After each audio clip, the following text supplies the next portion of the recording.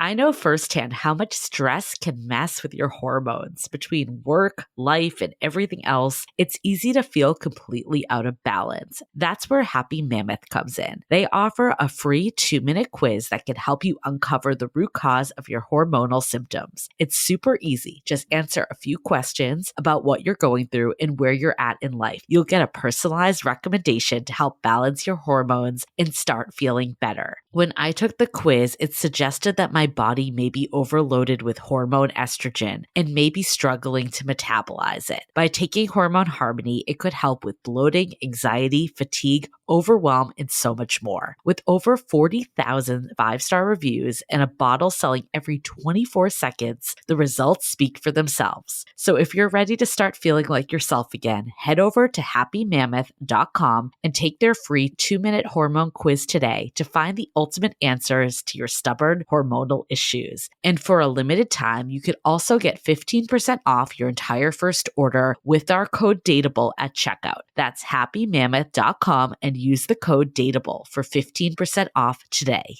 Are you too busy to pick out the perfect outfit every day? I get it. It's tough to juggle work, life, and still find the time to focus on fashion. That's where Armoire comes in. With a clothing rental membership, you can effortlessly turn heads with stylish, everyday looks tailored just for you. With all of our book events and photo ops recently, I've rented all my outfits from Armoire. It's been so fun and so great to not have to buy a whole new wardrobe, but also be on trend and even experiment with some different styles. All I did was take a quick 5-minute style quiz, build a personalized closet, and wait for high-quality, unique pieces delivered to my door in as little as 2 days. Oh, and did I mention that Armoire is women-founded and women-led? Right now, our listeners can give Armoire a try and get up to 50% off their first month. That's up to $125 off. Just visit armoire.style/dateable. That's Armoire, spelled ARMOIRE.style/DATEABLE to get up to 50% off your first month and never worry about what to wear again. Try Armoire today.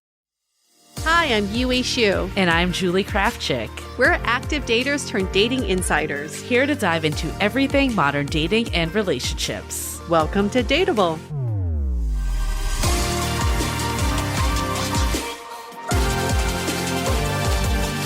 Hello, friends. Welcome back to another episode of Dateable, where we're actually not talking about dating this episode. You're kind of like dating your friends. It is about friendship. It's about relationships, clearly. Yeah. But we're expanding. It's so important, though. Friendship is part of dating. It is. It definitely is. It would be very hard to date without your friends around. It 100% would. I can't even imagine how I would survive. And I also feel like we've heard the stories when people move to new cities and you kind of like don't have that base and then you rely on dating a lot. Mm-hmm. And I've noticed that since doing the podcast, I've supported my friends through dating in a very different way now. Very different. I do not enable bad dating behavior anymore. I used to egg it on because it was fun. Here's the line, though, because I agree. It's really hard to sit back and be like, you do you, figure it out. Like, you want to insert your opinion. And sometimes it's like, what the F are you doing? Don't be with this person. But at the same time, you have to remember, or I have to remember, I'm speaking for myself here, that like, this person is my friend and they're coming to me as a friend, not as, you know, I'm here to like give them dating advice. Exactly. So this is where I draw the line. I learned this recently. And I'm very proud of myself. So my friend Maria, she agreed I can call her out on the show. She's been very cryptic with her text messages to the guy she's seeing who she really likes. And she'll send it in a group text, hoping for some kind of reaction. My old reaction would have been, what are you guys talking about? Give me the whole backstory. Why did he say this? Why did you say that? A full like analysis. I don't do that anymore. I read the text and then I say, I just want to make sure, are you okay? That's it. Putting it on to the friend. Yeah. I support you. Are you okay? I'm not here to tell you if you said something right or wrong. I'm just here to support you in your emotional journey. I think that's important because at the end of the day, right, our friends are here to support, but don't necessarily need to be in like bad cycles with us while we're doing it. Yeah. But there's a line too of, you want to enjoy that friendship beyond just dating too, but also lean on your friends in times when you are struggling in your love life. Yeah. We've had a few coaching clients recently tell us, I need coaching because this is not something I need to tell my friends. Yeah. And it's so true. This is why we need therapists, because we don't need to put that on our friends. But I do want to recognize too, I think there's one side of dating is a lot easier when you have friends. I think another piece of it is just to live a full life. I think friendship is so important. And I think at times it's just not valued at the same level as romantic relationships, which is why I'm so glad, first of all, we're devoting a whole episode to this. And then we also have an expert with us, Danielle Bayard Jackson, who is an expert in friendship. She's a friendship educator, author, and podcast host of the podcast Friend Forward. So she's all about friendship and how meaningful friendship is. To have built an entire career around friendships is incredible because, I mean, like what you were saying, it's this kind of forgotten relationship. We think friendships are just press go and then they just work, which is so not true. Like every relationship, it takes effort, it takes nurturing, and friendships sometimes do get a little swept under the rug. Totally. And I do know, like I've talked to, friends that have moved to different cities and, maybe they're at a stage of life where they move to the suburbs. They don't really know anyone. And they were like, if you guys do an episode about friendship, I am tuning in because it's so hard to meet friends at a certain age and point of life. And I do think like so much of it is, dependent on external factors and, like where you live and what your life looks like. And it's easy for one day you have a lot of friends and then all of a sudden you're like, wait, what happened? Where did that all go? It's incredible to me that so much dating advice is around how do you keep someone around? How do you not end a relationship? But so much of this friendship advice, it's not about how to sustain a friendship or how to keep a friend around or how to impress them and make them happy. Right. It's not about that at all. And it's like, oh, I move. Oh, never going to see that person again. Yeah. And that's just it's not really helpful in general. And I think it's so easy. Like clearly I talk to you all the time because of this podcast, but I do have like other friends that when I do catch up with them, it's amazing. It's like no time has passed, but I'll admit they might not be my day-to-day contact anymore because they moved. It's not like anything happened. It's not like, there's a reason. And it's just like one of those things that you're building your life and your friends are around it instead of like building your life together. But why does it have to be that way? I actually feel like you should build your life as a unit, all of you, because I do think friendship just brings so much happiness and fulfillment and the connection that we're also like deeply craving in dating. It's a good question. I don't know if we'll ever get there. I just don't think we put friendships in the center of our lives yet. And some people do. So one example is our friend Allie Goldberg, who does the live dating show Love Isn't Blind. And yesterday I hung out with her one-on-one. It was the first time I ever hung out with her one-on-one. And I realized that some of your friends, it's like, oh, these aren't one-on-one people for me yet. And she has now come over to that side. And getting to know her, I realized she really puts friendship at the center of her life. She lives in a house with her friends. They do everything together. It's very communal. And then dating is just peripheral for her. And it's not a focus. And I think that's incredible. But at the same time, I can't imagine restructuring my life that way. So I think at some phases of my life, it was more like that. I think it goes in phases depending on where you're at and what you're looking for. I'm not saying like it won't be like that forever for her. Maybe it will. But I think there is a side of the season of life too. Because I think like in my 20s, I was like talking to one of my good friends about this. And I mean, she's like a parent now and she's struggling with the fact that like friendship doesn't look like it used to. Like we're not all hanging out every weekend anymore. And we're not like doing our lives more in sync. And I think some of that is, I don't know. I mean, there's a side of it that's like kind of sad that we'll never get that back. But then there's also like a side of just like friendship evolving. It's not like people aren't friends anymore. We just don't see each other at the same level. Yeah, it's different. I just don't think the friends at the center of your life really works. I mean, it works until your life stage changes. And she was even saying one of her housemates is probably going to have to move out once his girlfriend moves into the state.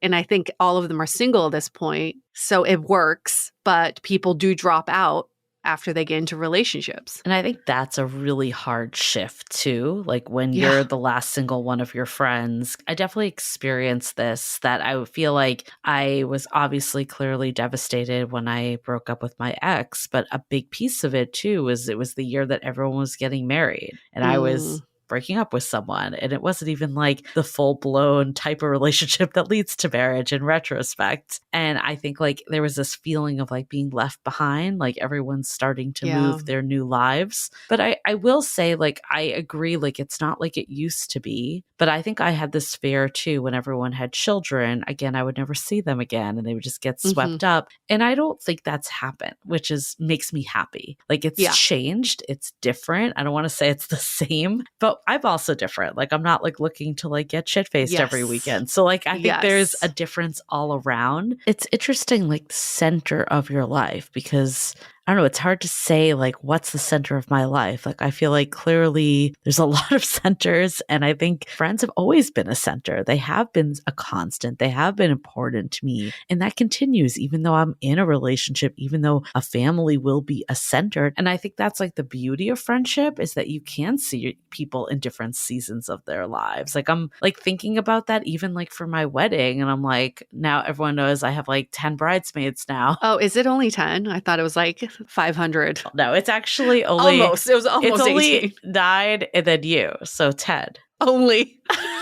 But anyways, what is nice about having 10 special people in your life is I was able to see how like at different stages, like I'm like, I've been friends with all of these people for like 15 plus years, a lot of them. And you're actually like my newest of the group, which I mean, we're like life partners in a different way. So it surpasses much different way. Yours doesn't always equate. But I'm like thinking back to just like when I first moved to San Francisco and like some of my friends like were there at that stage of life. And the fact that we're like still friends today, even though we're not doing the same thing all the time or seeing each other as often, it's kind of incredible that like someone has seen you grow like that. Yeah. And stuck by your side. And you've seen them grow. Yeah. Ultimately, like when you don't have a romantic relationship in your life, what are you going to do? You're still going to depend on your friends. So the friends are the constant in your life that needs constant watering. But I think even when you have a romantic partner, like I love my partner, we are best friends. We spend a lot of time together, but I need my girl time. There's something about that just fuels my soul in a different way. Like that's something I wouldn't trade for anything. It's a different type of relationship, but it's so necessary. And also like it's nice that like I can bring him into that world. They have their partners and it's like, again, a new dynamic of the friendship. But I really enjoy that part, like having that like group dynamic more. That's the dream of mine, is to have a friends-like friend group. You have some couples, you have some singles, but you can hang out almost every weekend and go to each other's places. I just don't have that right now. It would be so fun because, you know, I'm really close to my neighbors and it's like similar. Yeah. But we still have very separate lives. It would be cool if everybody had like an open door policy. I could just like stop over by Greg's or Chelsea's and pop in to say hi and get some dinner with them. You know, they come over with their partners and like watch Mojo while I go out and run errands. Like that is a dream to me. It just doesn't happen. I feel like I don't have like that extreme of an open door policy, but I do feel like, part of it's like I've been in San Francisco now for like, close forever. to 20 years. And a lot of these people I met when I first moved here. And I feel like I do kind of have a few groups that are in San Francisco. A lot of people have left. I can think of like 2 solid groups that I have where, you know, significant others are around and we see each other on a pretty regular basis. And it's nice. I like having that in my life. And like, I would not give that up just because because I have a partner. I think it enhances it now. Like we were having this conversation with Talia. She hosts the Dating Intentionally podcast, and she was moderating our event at the Battery a few weeks ago. And she was saying like they have this really close-knit couples friend group, and they see each other twice a week. That's a lot. They would do I don't do that. The women would hang out once a week, the men would hang out, and then they would go to someone's house for dinner and do game night. I feel like that's so rare. That is so rare to find three or four couples that get along that well. I think it was like 3, including her and her husband. Yeah. Right? Yeah. To find that, who get along so well, who are able to hang out on a weekly basis. That's the kind of village I mean, want. I definitely have one group where the guys have like become pretty good friends. Like I wouldn't say that they're like, doing stuff all the time on their own, but like once in a while they'll do stuff. And I think it's really cute. It's made through the female friends, but it always is. It always is. I will say the other piece on friendship, and of course we have the whole episode to really dive into it with Danielle. But I think for me, one of the things too, like I always think about like that last time when I was single, I feel like I had such a full life with my friends that was so rewarding that it made me, I've talked about this before, like I purposely did not schedule dates on Fridays because I wanted to like go out with one of my best friends and then like whoever else. And we kind of had that like every Friday doing this. And it was really like special that time. And I think it's evolved. It's like still very much good friends, best friends, but in a different way. But I think there was something really like kind of magical and like soul connected about that time that I felt like I wasn't coming from a place of lacking in dating because I had that connection. And I think that's so important. Remember when we had our weekday warriors group? Yeah. That was so fun. It's just a group of women who go out on weekdays because who goes out on weekends? Thursday night was our night. And we had a name for it, Weekday Warriors, and we had our white elephant gift exchange. And yeah, I like that. I know those are always fleeting in a season in life, as with everything. But yes, we should treasure those times because they do come and go. Yeah, it is also kind of wild. I mean, you've probably had this, especially living in different cities. But even for me, who most of my adult life is in San Francisco, I feel like I've had like 5 different lives here where there's been friend groups that have come and gone, some of them, and some that, again, have been here from the day I moved here till now. And we've seen each other in very different life stages. And it's kind of like sometimes I'll like catch myself thinking back to like a friend group and I'm like, oh, it's kind of crazy. I spent so much time with these people at one point in my life. And now I just like don't talk to them. It's the same thing with relationships.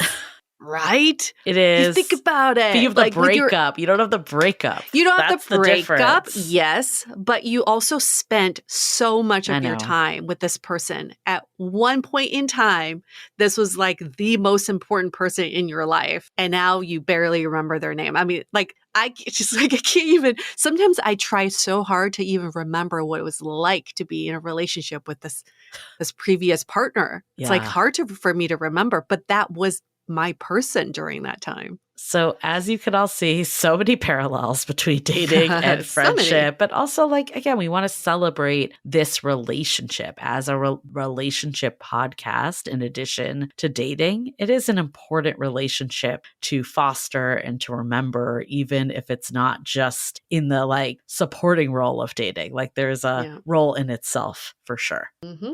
Okay. Another fun thing that you can do with your friends. We actually had the pleasure of being on Danielle's podcast, Friend Forward. So it's either out now, or if it's not, it will be out. You should check out her podcast and our episode. We talk about how we use the dating archetypes to support our friends. So by knowing their dating archetype, how do we offer up advice and support and being there in a way that actually like helps them and not just offer like, this is how I would do it, or this is what's happened to me. So I really like that we took this through that lens with her because I think the friendship lens was really interesting. Very. And last but not least, remember to get our book, How to Be Dateable. Pretty much available everywhere books are sold, or you can go to howtobedateable.com. And you could take the quiz there too and do it with your friends. At Dateable Podcast, find us there on Instagram. Of course, you can go to YouTube every week for our lives as well. And before we get into it, let's hear a message from our sponsor.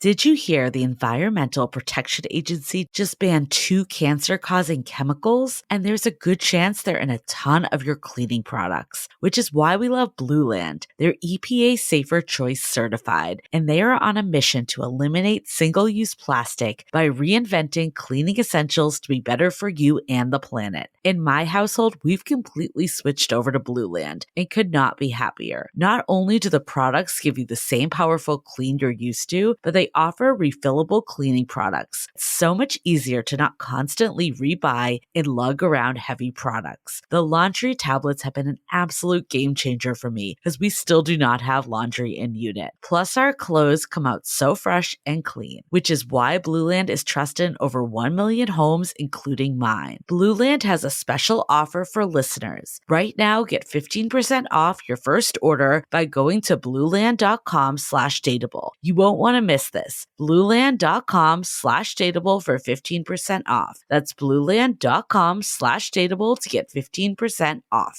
Once the weather started getting warmer, I realized I was back in the same worn-out rotation. Same tank, same shorts, same everything. So I gave my daily uniform an upgrade with Quince. Their pieces are easy, elevated, and somehow make me feel more put together without even trying. Like 100% European linen shorts and dresses from $30, luxe swimwear, Italian leather platform sandals, and so much more. Now, my favorite summer item has been the super soft bike shorts that are so perfect for everyday wear and has the quality of high-end athleisure brands. But by cutting out the middlemen, Quince gives you luxury without the markup. And Quince only works with factories that use safe, ethical, and responsible manufacturing practices and premium fabrics and finishes. Treat your closet to a little summer glow-up with Quince. Go to quince.com/dateable for free shipping on your order and 365-day returns. That's QUINCE.com/DATEABLE to get free shipping and 365-day returns. Quince.com/dateable. Okay, let's hear from Danielle all about friendship.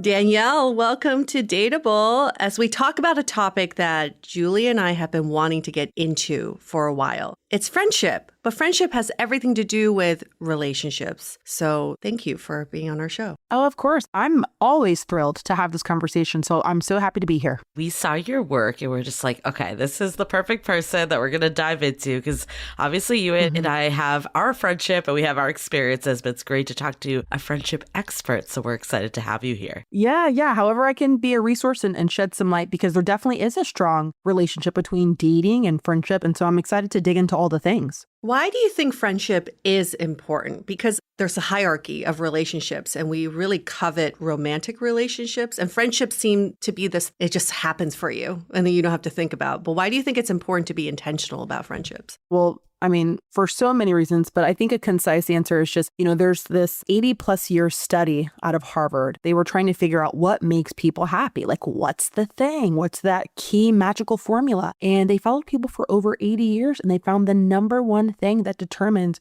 your overall well-being and physical health is the quality of your relationships. They did not say your marital status. They did not say your income. They said, how healthy and fulfilling are your relationships? And so, I would argue that friendship is at the heart of romantic relationships. So I need to know how to be a good friend. And then, there are so many things if we're comparing the two where, romantic relationships kind of come and go, or if you get married to somebody and then they, pass away or there's transitions, like it's your friendships that are consistent. And so, for so many reasons, friendship needs to be something that we prioritize and kind of hold as our like major touchstone throughout life. I think that's so important that you brought that up of like, it leads to happiness. And, obviously there's the loneliness epidemic and all the stuff that's really detrimental to our health and mental health and all the things. And I think like one side of that is clearly like dating and relationships. But I think friendship is like the forgotten piece. Like it's almost like it's like a layover to a relationship. I think some people view it that way. It's like a big pet peeve of mine when people are like, well, I don't really need my friends anymore now that I'm in a relationship. Like, what's your take on that and how you would like kind of turn that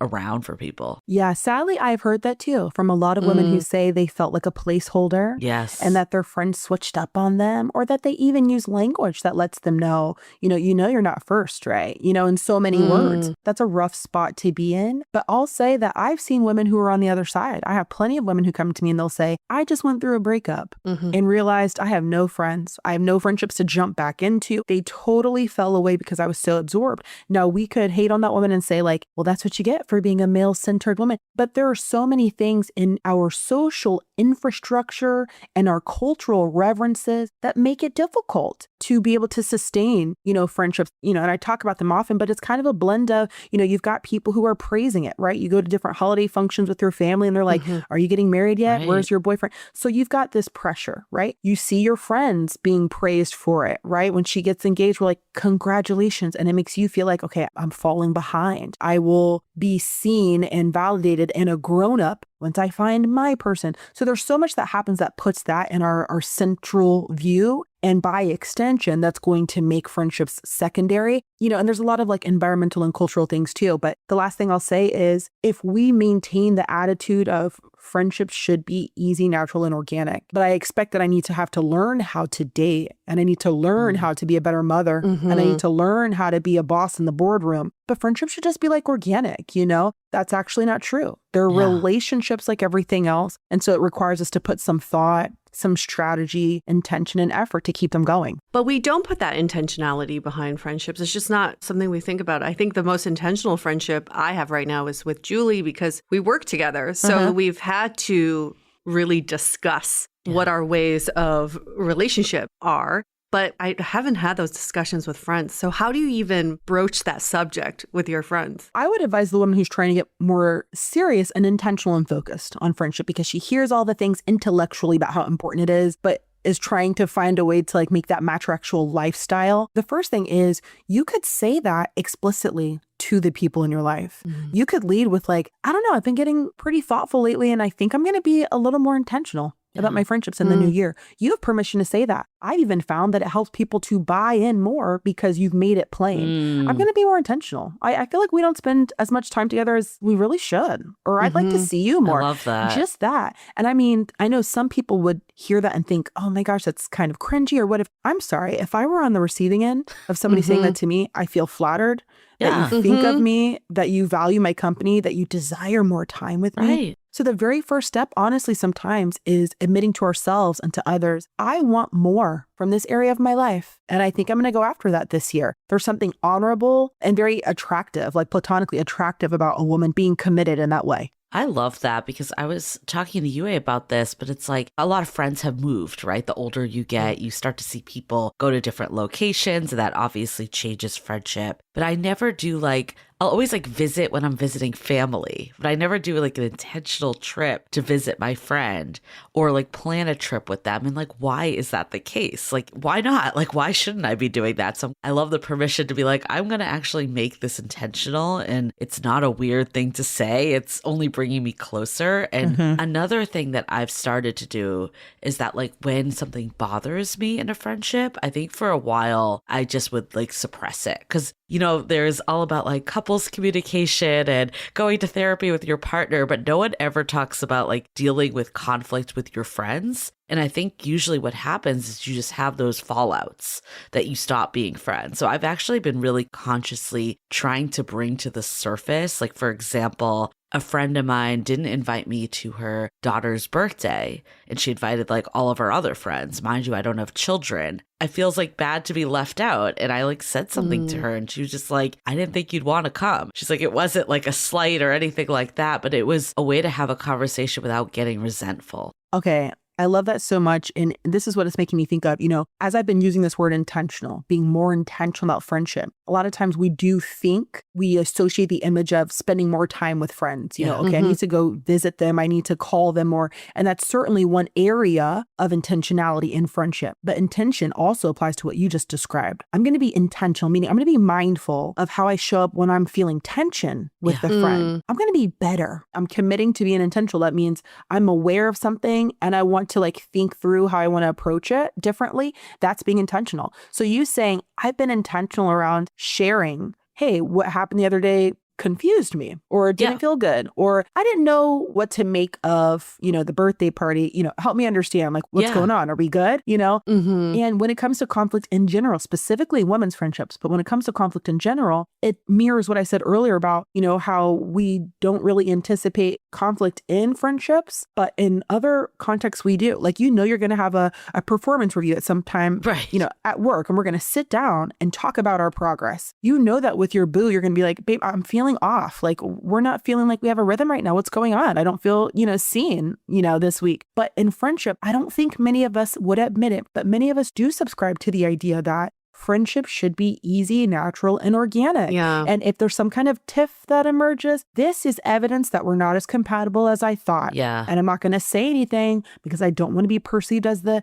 difficult woman bringing drama. I'm not the chill, cool girl. And so I think that was a sign of something deeper that she said that thing. And so I'm just going to ruminate about it, say nothing, and slowly fade away until she gets the hint, and then wash, rinse, and repeat. It's funny because like we always say like in dating, we wouldn't act the same way as in friendship. But like with this situation I just brought up, I had to check myself and be like, in our podcast, we preach like being upfront and being sharing. And I'm like, why am I suppressing this with a friendship? And we actually, like, after I said it, she called me. We went out for lunch the next day just because she was like, we don't spend as much time together anymore. So it actually like brought us closer, even though it was a hard conversation. I'm not surprised to hear that at all, because the research does say that on the other side of healthy friendship, people report feeling closer. And a lot of us would say, you know, I want to experience platonic intimacy in my friendships. Like the girl I could just run my mouth and I don't have to explain and she gets me. We all want that. Well, oftentimes engaging in healthy conflict is like the prerequisite to that feeling you described.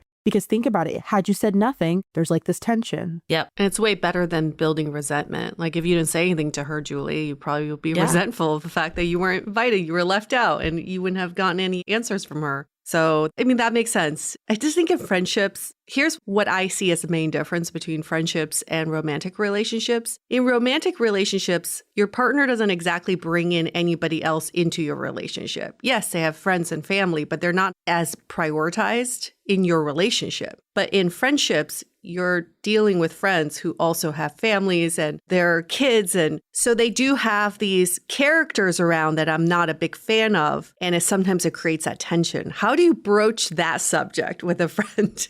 Where tension's not from the friend, it's from the people in their life. Okay, that's such a great question because that happens, I mean, all the time, right? And it's even more difficult if when your friendship began, those characters were not there. And so now we're trying to figure out, we've never had practice being friends like this, right? So I often use that to say, well, first we're going to give ourselves some grace because we've never done friendship like this. So it does require a conversation because the terms and conditions under which we began this relationship have changed. So what are we supposed to do now? So let me start with this. So there's something known as social identity support. And the idea is that we are always looking for people who see the way that we define ourselves, the way that we identify. So whether that's, you know, so for me, I'm a mom, I'm Black, I'm a woman of faith, I'm a creative, I'd like to think, right? It helps to have friends in my life who see that and they get it. I don't necessarily need them to mirror it back to me, although that offers another layer of connection, but they just recognize it in me. Okay, she's a mom and she has a certain lifestyle. And that must be hard. She's,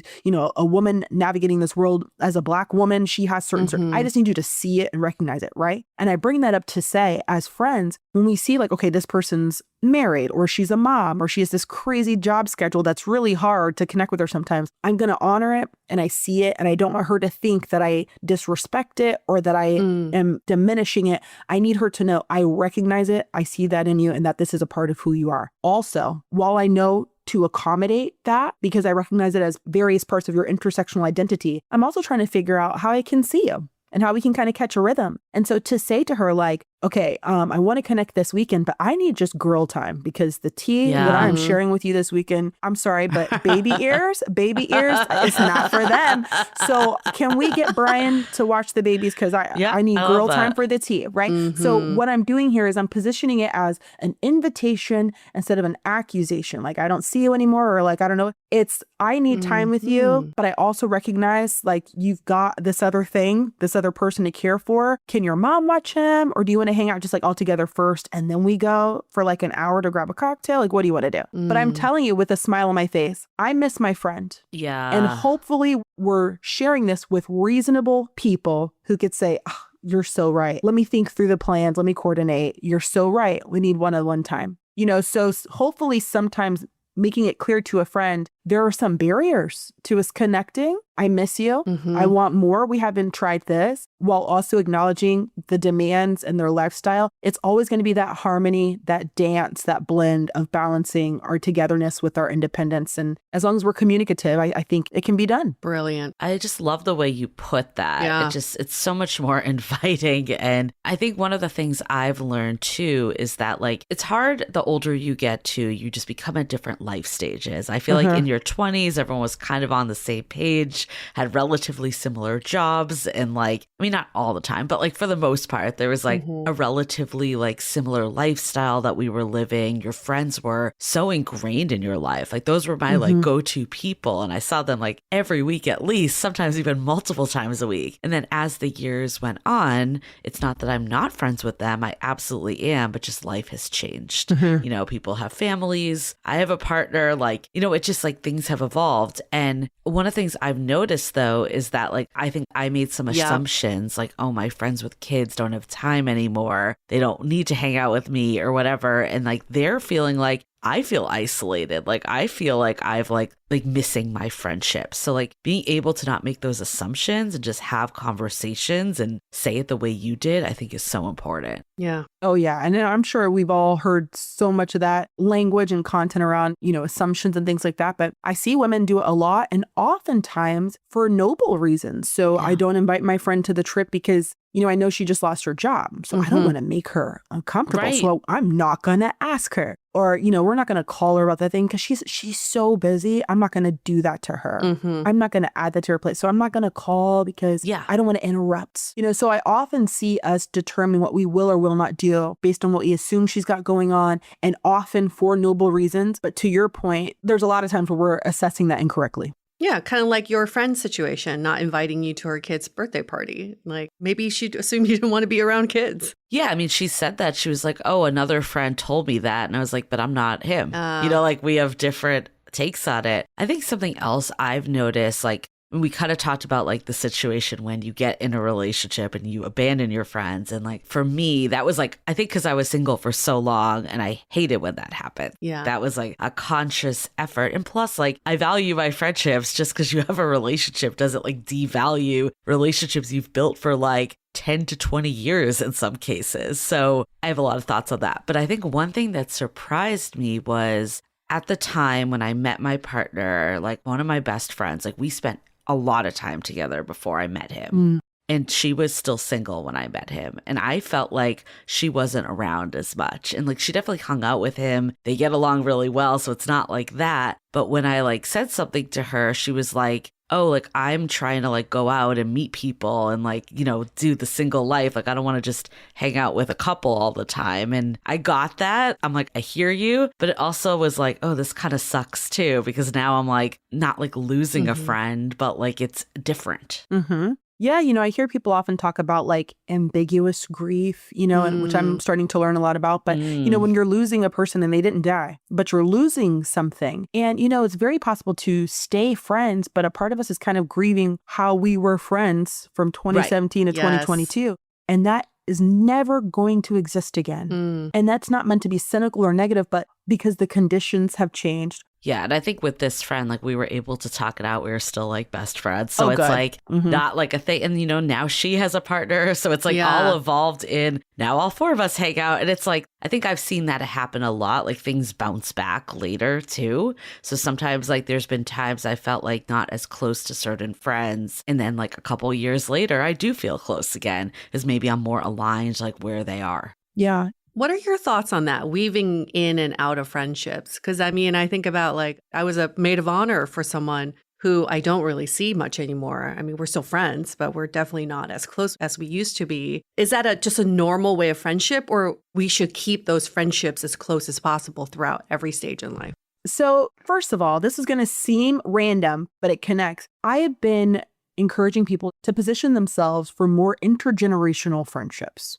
Okay. Where maybe you have friends who are like 20 years older and they're like your friend. One of the reasons is because I think it will help us to see people's different story arcs. Because a lot of times if you're in your early 30s, you're with 30-something peers and we're all going through the same thing at the same time. It helps to have other people in your life who can share stories about how a friend circled back because they've lived long enough to see, you know, well, maybe she's here now, but maybe y'all will reconnect. And a person can show you, hey, look ahead. You don't know what is possible, not just for your friendship landscape overall, but for y'all's unique friendship story. To some degree, keep your hand open. And I wonder, you know, how much having that perspective in your life will help you be open to, you know what, things can change. We might circle back to one another. But sometimes when we're in this closed container echo chamber with our peers, like generational peers, we're all saying to each other like, oh yeah, everything changes when she gets married. I guess that friendship's over. And to have somebody who's been in it for a minute can say like, oh yeah, you know, when I first got married, I was trying to balance like, how do I be a wife and still see my friends, but be respectful to my spouse. But we came back around. So sometimes having those voices helps you see the bigger picture. One theory I have is when I look at like our anxiety and how you see that kind of collectively increasing, people being more anxious, I wonder if that has something to do with us feeling like, okay, if something shifted, I guess it's over. Yeah. And I'm anxious, so I need to like make the decision now for myself. Well, I guess this is over. And that certainty, I'm trying to reduce uncertainty. So I determine like,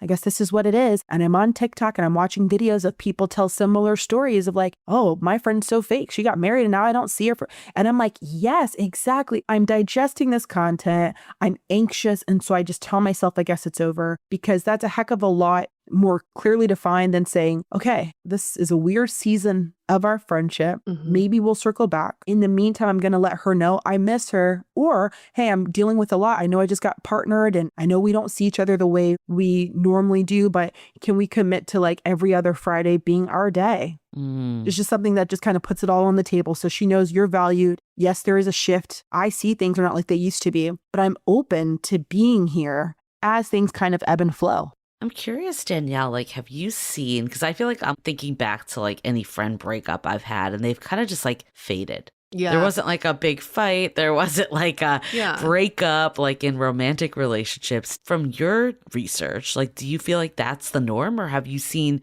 people like sit down and be like, it's not you, it's me. Like, this just isn't working anymore, you know? Yeah. I think a lot of friendships dissolve that way, where you call a little less. Yeah. You initiate hang out a little less, but you both kind of are like, ah. And before you know it, you're like, oh yeah, we were friends back in the day. I think that accounts for a lot of our experiences with friendship dissolution. And I personally don't think that every ending needs to be a conversation. For me, a rule I've operated by and have shared with clients and stuff is as soon as there is a gap in our expectations, I think maybe we need to mediate that with the conversation. So for example, let's say one friend wants to maintain the status quo. We hang out or call every weekend. Yeah. And I want out. At some point, I'm either lying, leading her on, you know, at some point I'm pretending, oh, I'm going to be out of town next weekend. Like, no, you're not. Okay. Yeah. So at some point, I'm not even going to position myself to have to lie and dodge. And that's stressful. At some point, I would have to say, hey, listen, and have that conversation, which is definitely uncomfortable in the short term, but it is an act of generosity to you both, because you don't need to be in a position where you're anxious when she texts and you find yourself kind of stretching the truth. And she doesn't need to be in a friendship with a person who can't really appreciate her company. So it's an act of generosity to you both to kind of share what, you know, the change that you need to make. And that's painful and awkward, but now we can move on having access to all the information that we need. What does that conversation look like though? Because I feel like with give a us a script. partner, like an ex, I'm like, or I could see like being like, I'm moving on to like meet new people and all that. But like a friend, you're like, I just don't like you. Like, what do you say? Yeah, you suck. Yeah. Okay. So first, let me say, I'm going to offer a script in just a second, but first I want to say that please, anyone who's listening, adapt this to fit your personality in the history you have with this friend. Okay. So make it appropriate and relevant to what you've got going on. I want to start by saying how that conversation should not go. I don't think that you should be using a bunch of therapy speak. I just don't have the capacity right now for that in my life. And so I just... Yeah. And I get it. I almost found myself reaching for it. I think it's because it's less vulnerable. Yeah. And we do that to hold you out here, but to use that sterile language. But it's also going to come across as highly disrespectful. Because if we were super tight and I was holding your hair back in the bathroom for 4 years in college, and now you want to talk to me like HR, it's going to feel, it's I have a boundary I need to put in place. Right. Yeah. I'm like, girl, are you okay? Like, are you having a stroke? Talk to me normally. Yeah. And so that's something we want to be mindful of. But I think we reach for it for two reasons. One, it's less vulnerable to just talk to you like a stranger. It's easier. And also because we have a lot of models of that online. Just tell them, I don't have the capacity for blah, blah, blah, blah, blah. Okay. So I've even had clients who we write out what you want to say. Like write out everything. And we literally go through and look at that cold HR language and feelings language, which is harder to do, but is more human. So instead I'm saying things like, hey, I've been thinking a lot lately about our friendship. And I know the last couple times we got together, we've been arguing kind of in circles about this thing. And it's been really hard for me to know how to be friends on the other side of that. Like with the things that have surfaced and the conversations we've had, I don't think I know how to be friends moving forward. And the last thing I want to do is hurt you or have you be mad at me. But I feel like I'd be being a bad friend by staying and showing up the way I am. And so I just feel like I have to be in spaces where I feel like I can be a little more myself and a little more honest. And I'm so sorry. I'm using words like, I'm scared you're going to be mad at me. I don't want to hurt you. I've been thinking about this. Yeah. I need to be, that's feelings language. I'm not telling you she's going to say, wow, thank you so much for your honesty. I'm not guaranteeing that. I'm not guaranteeing that she won't be upset. I'm not guaranteeing that she's not going to take what you said, change the narrative, and go tell that to your mutual friends. Yep. I'm not saying that you're going to be safe from her bringing out a list of all the things she doesn't like about you, which people often do because we feel like if this is over, I'm putting it all out on the table then. Yep. Or I feel rejected. And so to balance that a little bit, my power that I feel like I have no control because you're making this decision for us. I feel embarrassed. I feel rejected. So now I'm going to balance the scales by telling you, you're not so awesome either. But you would need to be prepared for that. I think the wrong thing to do is to gaslight her when she's asking you, are we good? Are we good? No, right. yeah, of course. Of course. It's not honest. It's the easier thing to do almost though. Yeah. Sure. But I'm also dealing with women coming to me saying, I've been ghosted my last 3 friendships and I don't know what I'm doing wrong. It's such a deep wound. I mean, I have women who are talking about being ghosted 20 years ago because that person could not say, I don't want to hurt your feelings, but I'm overwhelmed by XYZ and I can't be friends the same way.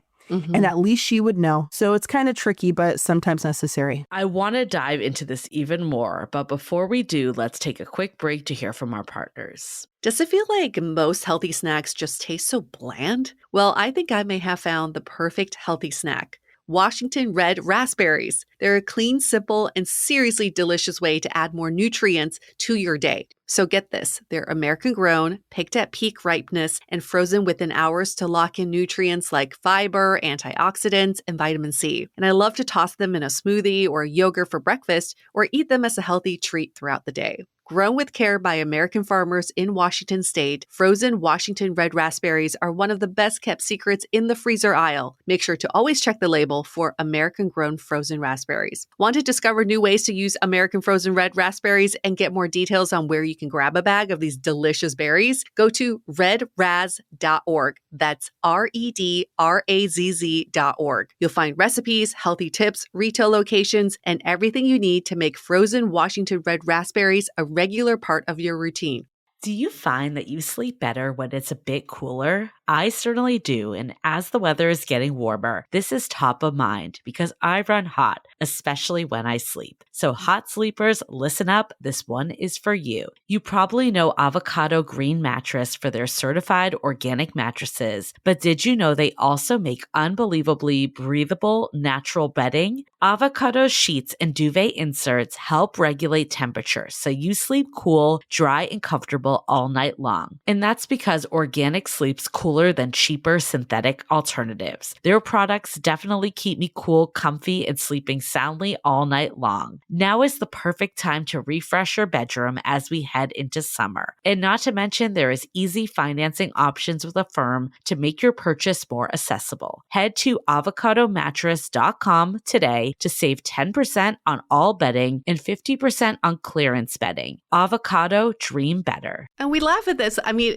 I laugh and also I'm nervous about this because I know I'll probably have this conversation at some point in my life. But I'm also laughing because I cannot imagine guys having this conversation with their guy friends. There's such a huge difference between female friendships and male friendships. And I also find that in a relationship, I'm often helping my partner navigate his friendships. Same. What are your thoughts on that? Okay, so my specialty is looking at the research around women's friendships specifically. What's the unique ways that we engage in conflict, the unique ways that we aggress, communicate, and connect, right? And I'll tell you right now, what you're seeing is 100% across the board most times is women having these deeper friendships and men not having, like, I need to sit him down and tell him.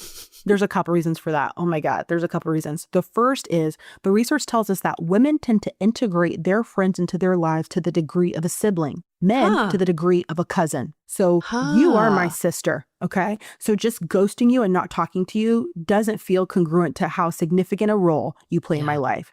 You'd also be hard pressed to find women who are in a bunch of friendships that they're not really sharing and talking and are kind of like active and you know how I feel. And a lot of men do tend to hold their other male friends, emotionally at least, at arm's length, okay? But they're still like, oh yeah, that's my boy. And you're like, oh, because you haven't talked to him since the 11th grade, but all right, make him your best man. Yeah. Okay. All right. So, but they're still qualifying that as like, that's my best friend. You're not going to find a woman who has not talked to somebody in a year being like, that's my best. We're just not going to do that. Nope. I say all that to say it's easier to end a friendship that looks like we talk once a year. So they're not as often having conversations around like, how do I release this friend? How do I, one, because it's highly emotional and vulnerable conversation. Two, if on average they're keeping each other at arm's length, it doesn't feel appropriate to have a fallout. Now, the research does tell us that women's friendships are deeper. They're more intimate. We know that to be true anecdotally, right? But the research also finds that our friendships dissolve at a faster rate. And so a lot of people would say like, oh, it's because women are petty and we just can't get it right. But I'm likely not having a fallout with somebody I'm not close to begin with. We're not falling out. Right. So that to me is what accounts for that dissolution rate. And I'll end with this. I looked up the word complicated. I put this in my book because people are always like, well, female friendships are so complicated. Well, I looked that word up and it says the intersection of many parts. It is complicated, but we've got to stop using that as a purely negative. There's some beautiful things about the complexities, but like, sometimes they work, sometimes they don't, sometimes they detour and we come back to one another. But because we integrate them so much into our lives, that's the story. I mean, this is clearly a generalization to some degree, but I'm sure your research backs it up. But like, I've noticed this across the board with my friends, that it's the women that are always the ones driving the social engagements. And then like the guys become friends through their girlfriends or significant others. And I think like we're always like picking up new friends along the way. And I feel like our significant others, if in a hetero relationship or not, you hear of like, I remember like when I first met my partner, like he didn't really have that many friends in the area. because all the ones he did have had moved away. And he wasn't like the guy that's like going out, picking up new friends and hanging out. And I think a lot of guys are like this. There's like a whole like SNL skit. I don't know if you saw this about like the man park. It's like the, oh my gosh, the women that like bring so their significant others to this park to like a dog park, but like to talk to other guys. Like, why do you think that is the case, that like women women are just, is it just like biological that we're more open to it? Or are there guys that are more like that? Like, what's your take? So I encourage you to look up a term called man keeping, one word, man keeping, because the research finds that women do report that they are taking on this burden of keeping things up for the men in their lives. They're doing more of the emotional labor because there's research that finds that when men are distressed, they talk to their family and their partner. But when women are distressed, they're talking to their partner and their friends. So if every time you're distressed, you're bringing it home. And I've got other people to talk to. Like I do this with my girls all the time. Yeah. But I've got to carry your stuff. So emotionally, I've got to carry your stuff. Then yes, I hear a lot of married women who will talk to me about like, I just wish I could find couple friends, you know, like, so that he has somebody too. I'm trying to help him make friends. Why don't you go talk to the guy down the street? Like he seemed cool. Why don't you? So I'm doing that for you. I'm maintaining our social calendar. Hey, isn't it Brian's birthday tomorrow? Yep. So we're doing this emotional, cognitive labor to help them. Babe, it's time you go and get a doctor's appointment.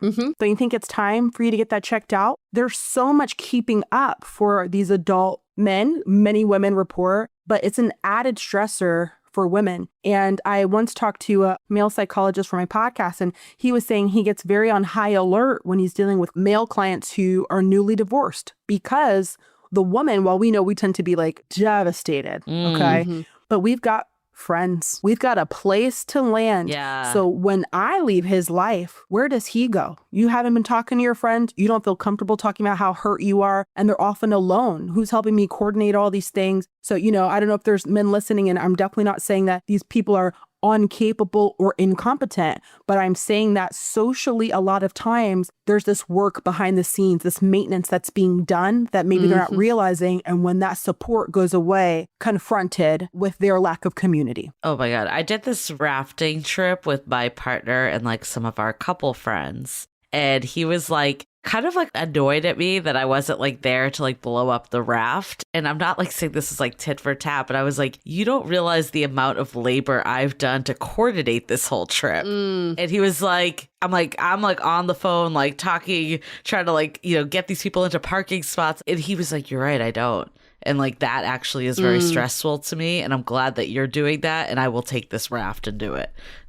That's right. Blow up the darn raft. Okay. That's the least you can do. The least you can do. Like, it looks like I'm like sitting around doing nothing, but that is not the case, you know? Correct. I mean, it just shows how nuanced a woman's world is. Complicated and nuanced. There's so much floating in our minds and balancing all these different relationships. Like for me, and the added layer is my parents. That's another relationship I'm constantly balancing with my friendships and my romantic relationship. And I still remember, it felt like it was my duty. I went to a wedding. I was there with my friend and her partner. I had my ex with me. And it felt like our duty to match make the two of them. So she and I did this weird thing where we like gave her partner my partner's phone number and we're like, you can text him. And then I nudged my partner. I was like, yes. Oh, he said that you can text him anytime and you guys can go to a game together. And he's like, really? We can go watch basketball together. It was so weird. We felt like it was our duty to do that. And in hindsight, she and I were like, why did we care? Like, why was that so important for us to match make these two as friends? It's wild. That is wild, but that's so funny. And I've heard variations of that. Yeah, it's very interesting.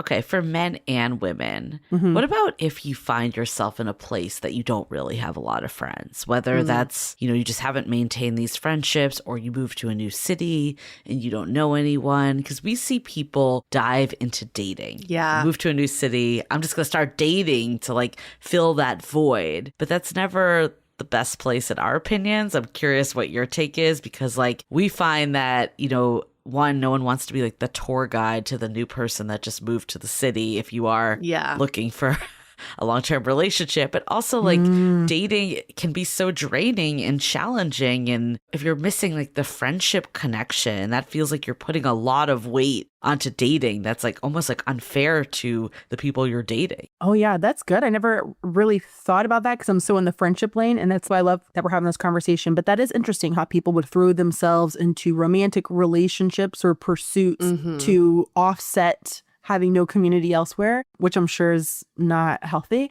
but that is so interesting.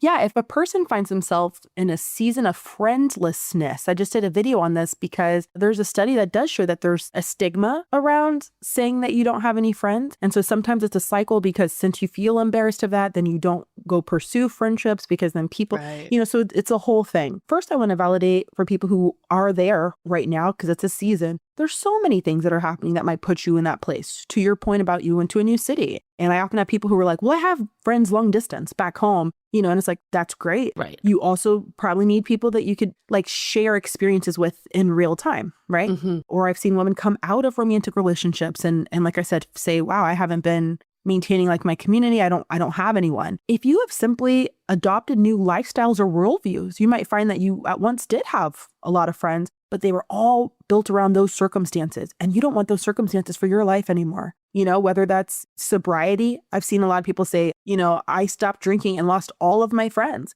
So there's lots of different things. There's this study that finds that we replace about half of our friends every 7 years. So to some degree, it's natural to anticipate this friendship pruning that happens. People are coming and people are going. Sometimes I hesitate to say that because you have people who are like, exactly. That's why I cut people off. Like, that's a whole other thing. But that will it's normal to have like this churn. I think what's interesting is for a lot of people, there is no churn. So people are falling off, but I'm not in places where I'm introducing new connections into my life. So before you know it, I've got nothing. So the first thing I guess would be to like shake off any embarrassment around being in a season where you don't have connections. And then, if you are going into the world and positioning yourself for connections, you need to kind of, from a PR perspective, because I also, work in PR a little bit, I'm not going to lead with like, yeah, I don't have any friends and that's why I'm out. You're just not going to, we're not going to lead with that. So maybe we'll just kind of massage it and just say like, yeah, a lot of things have changed in my life and I just feel like I'm being really intentional about friendships and meeting new people who feel really aligned. I'm like excited for this journey to meet new people, right? I'm going to emphasize how excited, joyful, curious, intentional I am in a shame-free, unapologetic way. I'm not going to talk about how I'm friendless, talk about all the things that have gone wrong in the past with my friends and women are just so bad. And that's why I don't have friends because guess what? I wouldn't want to befriend you. Yeah. If that's the story, Oh, yeah. So it is normal. People should feel validated, but it's a season as long as you're committed to strategically positioning yourself, to inviting those connections into your life. Yeah. I guess before we do takeaways, I think the last question I'm curious about is like when you're in relationships and there's a challenge in your relationship, for instance, I think we want to go to our friends and that's actually like positive to have the support. But then what we've seen too is like then your friends, because they're only hearing the negative side, it's hard for them to like stay impartial. And then maybe they start to form opinions of your significant other. And it's kind of like a double-edged sword. What's your take of like sharing challenges in your relationship with friends or hearing about your friends' challenges? Ooh. Yes. Yeah. Like, we did a whole Last episode. question. Oh, yeah. I've definitely been there where I was venting about certain things this person was saying and doing. And then the next day being like, oh, yeah, no, we worked through that. And they're like, I'm sorry. It's kind of jarring as a friend. You're just like, wait, we just spent like 5 hours talking about it. Now everything's cool. Yeah. I think what's helpful is if you have a friend who's bringing those things to you, and you find yourself like not liking the guy and you're not like on this journey with her, like you've gotten too much information and you're not blinded by like the hormones that she had. Like there's certain things that are happening where I see him a certain way. It helps sometimes to remind her to focus on her dynamic and her values and standards. So by that, I mean, if she's like, he did this, I'm going to want to say, oh, he's a bum. Yeah. Okay. But instead I might say something like, okay, well, you seem really dissatisfied lately. You've been talking about this more often. You seem more stressed than normal. Or, I've noticed that kind of when the two of you are together, you're not as playful. Is that normal for you guys? So I'm focused on you and your dynamic because I know that, when we talk about the person as the villain and I'm like, he is so like rude and like he's selfish, then it has this weird way of fusing them together because then they feel like, it's us against the world. People just don't understand. They don't see you the way I see you. And then I don't want to bring you things because I know you hate him. So I just kind of fuse together more with him than you. So sometimes it can have the consequence of making her feel like you just don't get it, or like, because she still feels some, degree of loyalty to this person. So it's kind of tricky sometimes to be like, well, he sucks. Right. And then the next day she's like, we worked it out. And you're like, well, I guess he doesn't suck. Right. He sucks less. Yeah. Right. So it's kind of hard to offer support sometimes when we're trying to offer her accountability. You said you're going to dump him. You said that you don't want a man like that. Yeah. You know what I mean? So it's hard sometimes to find that balance between I'm keeping you accountable, but I'm also supporting you, but I also am trying to be honest about how I feel. And so sometimes I think it can be helpful to focus on her and her standards and identifying what you see, right? And then when it comes to sharing with your friends, I know we want to share everything with them. And I wonder if you guys have a different take on this, but I found that sometimes it's helpful to even set the objective of what I'm saying first. And it really helps me to have a therapist and a journal sometimes, because I know that if I come and tell you what he said or forgot to do the other day, that you're going to be like, wow, he is, ma'am, that's really crappy. He's awful. So it helped me to have another place to put those things, or to share a little bit of it and to set it the objective. I just want to know if I'm crazy. That's hurtful, right? Or that's disappointing, right? What do I want them to offer me? What am I looking for? But I know some people could say, well, you're kind of keeping secret, so I'd be curious what you think. But I do think friends can be a place to share our burdens and to share our hardships. But it does come with the consequence of I'm also inviting you in. And that doesn't just look like inviting you in to celebrate and praise. I'm also inviting you to see ugly sides. And the risk sometimes is you don't assess things the same way. You don't like him. You have very different opinions of my situation, but the two go together. You can't just show up in a friendship and want it to be deep, but only want her to be your yes man, and also not have space for her to have her own assessments. So they kind of go together. That's the risk, I guess, the vulnerability of letting friends in that way. I mean, I used to be the person that told my friends everything, to the point of not telling the person I was with. I would go to my friends first. So I have made a pact for myself that I will always share with my partner first and have the conversation between the two of us before going to a friend. And it doesn't mean maybe I'll never talk to a friend and get an outside opinions. And sometimes actually it's helped me kind of see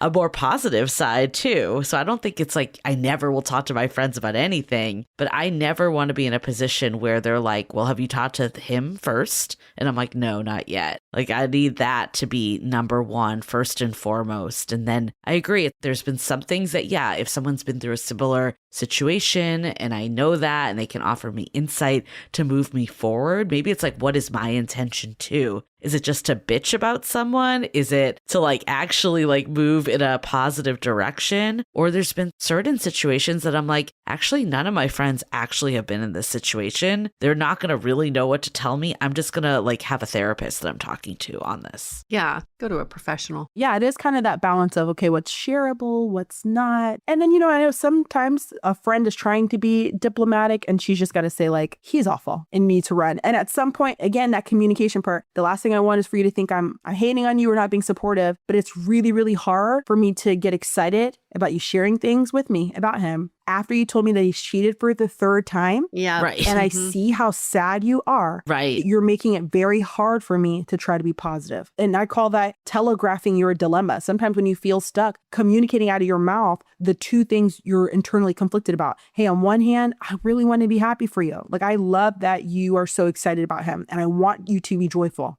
On the other hand, it's really hard for me to hear these things because I don't know how to support you. I really don't, because it's hard for me to pretend that I don't remember the things you told me last week. Yeah. Help me out. I love that. I think I need to use I'm that on a friend of mine.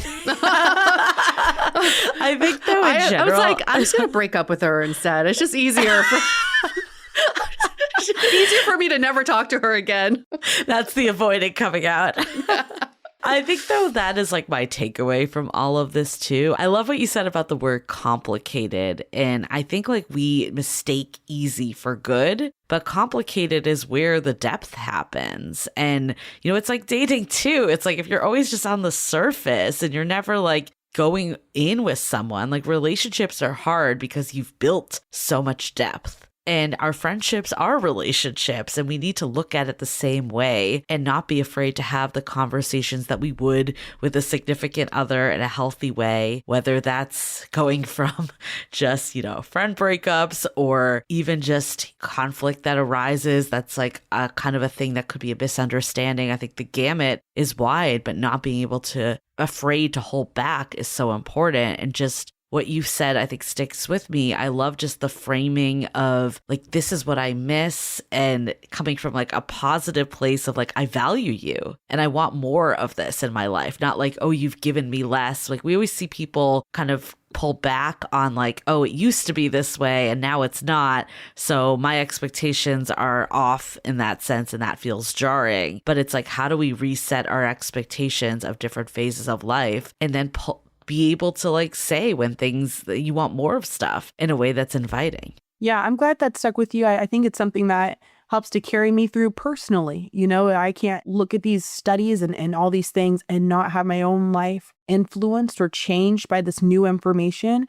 And so it's just a constant reminder of, how do I lean into vulnerability? Because it's easier to be mad at her, to accuse her, to pull away. How do I allow myself to say, I miss you. That's why I'm upset. I'm scared things are going to change, when you guys get married. It's vulnerable to make a suggestion and to give her a chance to reject you. Hey, are you open to, still meeting up every month? Are you open to that? Yeah. Are you open to FaceTiming every Friday morning? Can that be our thing? That feels very vulnerable. But I appreciate what you said, and that's your takeaway, because I think it's something that's not just necessary to starting a friendship, but to keeping it going. I really appreciate this conversation. I've never valued or prioritized friendships before. I've always been like, oh, romantic relationships trumps everything. And I noticed that because I didn't build a strong friendship with my previous partners, the relationships never got deep because I would have never been friends with them in the first place. And that's a problem. And I didn't know how to have friendships. So prioritizing friendships is a very new concept for me that I definitely want to prioritize. And I can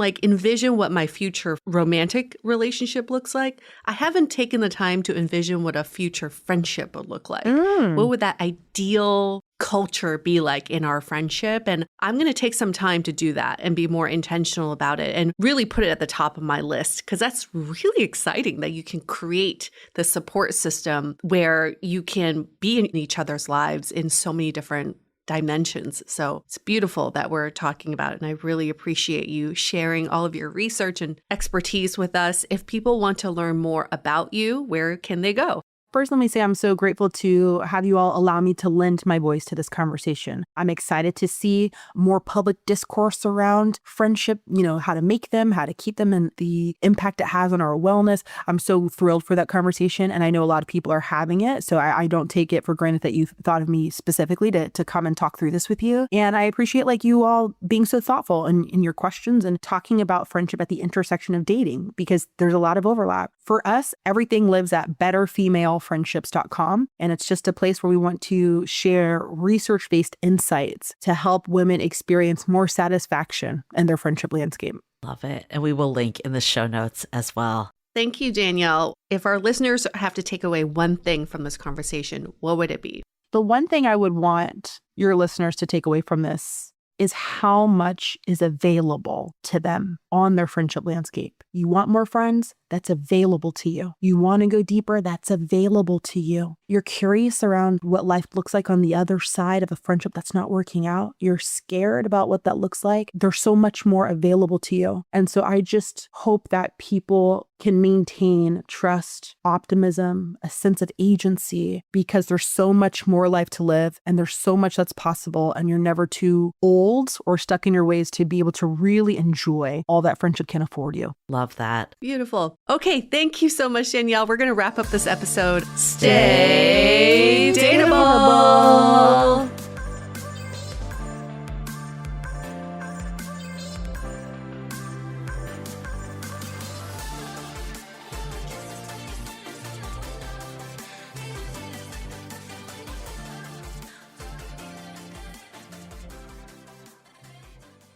At Ritual, we're celebrating all moms this Mother's Day, current and aspiring. So whether you're looking for fertility support, natal choline, or our best-selling clinically backed prenatal, we've got you covered.